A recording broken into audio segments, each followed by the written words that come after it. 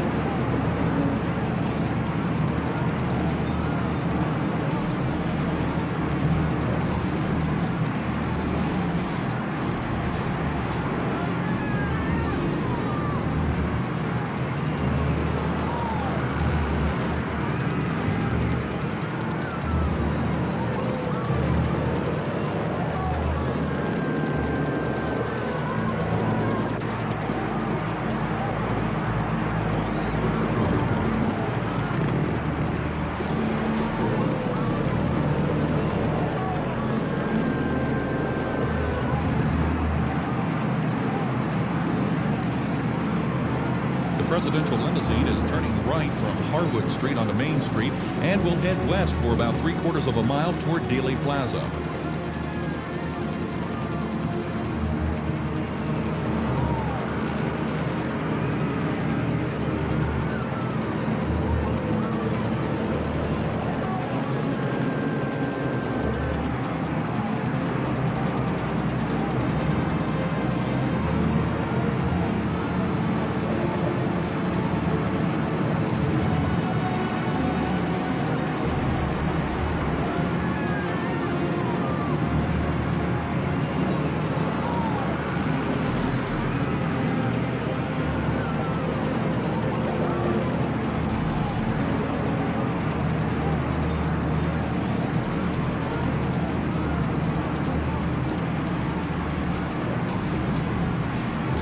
motorcade is now turning onto Houston Street, heading for the corner of Elm Street, and the crowds are just beginning to thin out.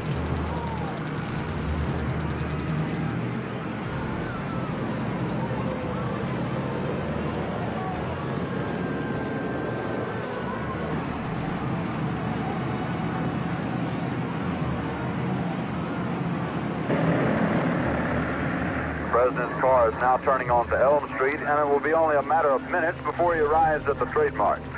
I was on Simmons Freeway earlier, and even the freeway was jam-packed with spectators waiting their chance to see the President as he made his way towards the trademark.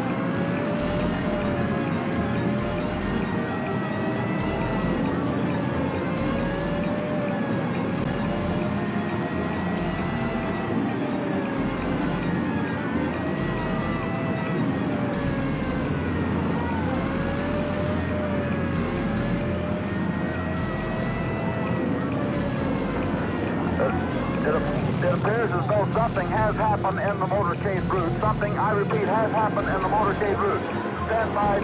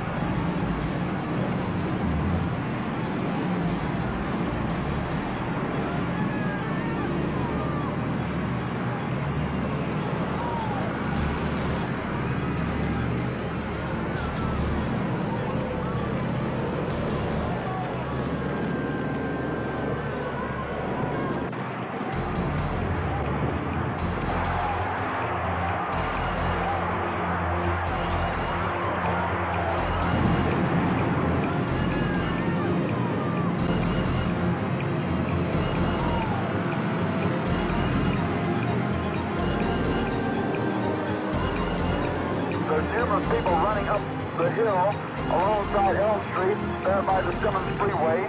Several police officers are rushing up the hill at this time. Stand by. Just a moment, please. Something has happened in the motorcade route. Stand by, please.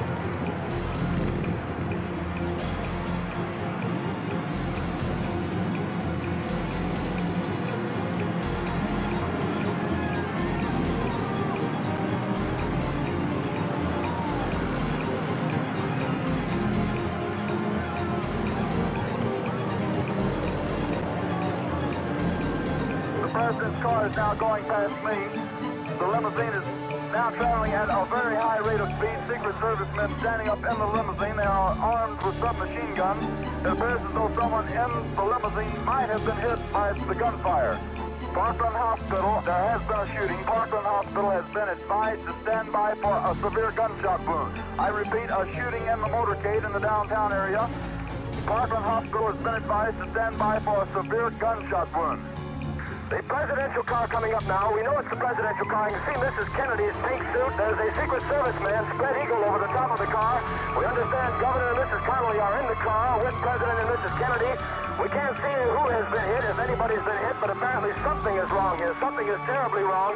I'm in behind the motorcade, trying to follow them. It looks as though they're going to Parkland Hospital. We're on the road to Parkland at this time. The Secret Service man is still spread eagle over whoever is in the car, the President and Mrs. Kennedy, and as we understand, Governor and Mrs. Connolly. At this point, it looks as though it could have been one or two or even all of the people within the car may have been the victims, may have been struck by shots. We don't know. Parkland Hospital in the distance, now on Harry Hines Boulevard, following behind the motorcade. They're approaching the entrance now to Parkland Hospital, traveling at a high rate of speed. I'm pulling in now toward Parkland Hospital, coming to the approach. An officer waving me down. He's waving me around. There's a cordon. There's already a cordon of police officers running from their cars, from their vehicles here. The official party, as I can see it, pulling around toward the emergency room. The President of the United States is dead. I have just talked to Father Oscar Hubert of the Holy Trinity Catholic Church. He and another priest tell me that the pair of men have just administered the last rites of the Catholic Church to President Kennedy. I asked the Father, is Mr. Kennedy dead? And his quote, he's dead all right. And just a few seconds ago, I talked to Thurman Ward, the Justice of the Peace of Garland. He's now here at the hospital to apparently officially declare that the Chief Executive of the United States has expired. President Kennedy has been assassinated. It's official now. The President is dead. Women here in shock, some have fainted. Grown men, Secret Service men standing by the emergency room, tears streaming down their face. There's only one word to describe the picture here, and that's grief, and much of it. It's official, as of just a few moments ago. The President of the United States is dead. President John F. Kennedy died at approximately 1 o'clock Central Standard Time today here in Dallas. He died of a gunshot wound in the brain. Dr. Berkeley told me it's a simple matter, Tom, of a bullet right through the head.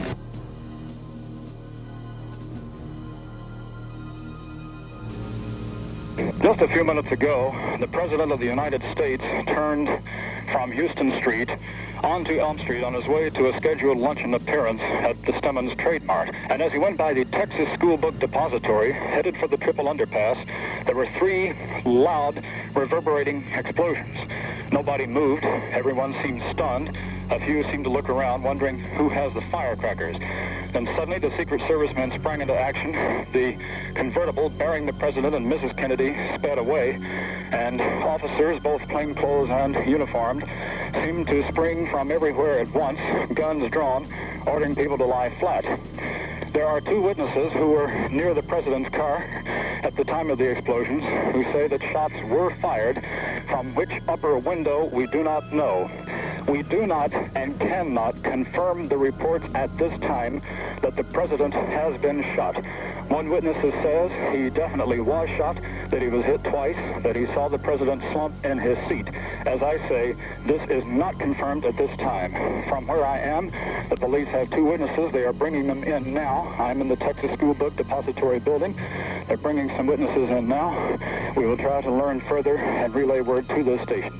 Mobile News Unit number 4 here at the Texas School Book Depository, where the area being completely roped off by Dallas Police, the K-9 units here at the scene.